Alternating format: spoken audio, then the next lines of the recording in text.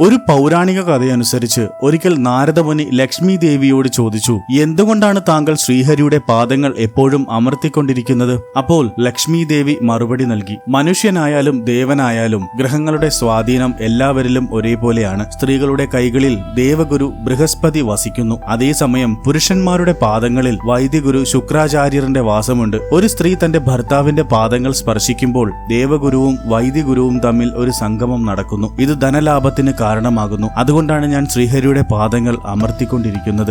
ഈ കഥ ഒരു പുരാണ കഥയുടെ ഭാഗമാണ് എന്ന് മനസ്സിലാക്കണം. പുരാണങ്ങളും ഐതിഹ്യങ്ങളും വിശ്വാസങ്ങളും ധാർമ്മിക മൂല്യങ്ങളെയും അടിസ്ഥാനമാക്കിയുള്ളതാണ്. ഈ കഥയിൽ ദേവി മഹാലക്ഷ്മി മഹാവിഷ്ണുവിന്റെ പാദങ്ങൾ അമർത്തുന്നതിനെ കുറിച്ച് പറയുന്ന കാരണം ഒരു പ്രതീകാത്മകമായ വിശദീകരണമാണ്. സ്ത്രീകളുടെ കയ്യിൽ ദേവഗുരുവും പുരുഷന്മാരുടെ പാദങ്ങളിൽ വൈദ്യഗുരുവും വസിക്കുന്നു എന്നത് ഹൈന്ദവ പുരാണങ്ങളിൽ കാണുന്ന ഒരു സങ്കല്പമാണ്. ഇത് ഐശ്വര്യത്തെയും ധനത്തെയും ആകർഷിക്കുന്ന ഒരു പ്രവൃത്തിയായിട്ടാണ് ഈ കഥയിൽ പറയുന്നത്. അതുകൊണ്ടാണ് ഇത് വിശ്വാസപരമായ ഒരു കഥയാണ്. ശാസ്ത്രീയമായോ ചരിത്രപരമായോ തെളിയിക്കപ്പെട്ട ഒരു കാര്യമല്ല. ഭക്തർക്ക് ഈ കഥയിൽ വിശ്വസിക്കാം, കാരണം ഇത് വിശ്വാസത്തിന്റെ ഭാഗമാണ്. ഓം നമോ നാരായണായ.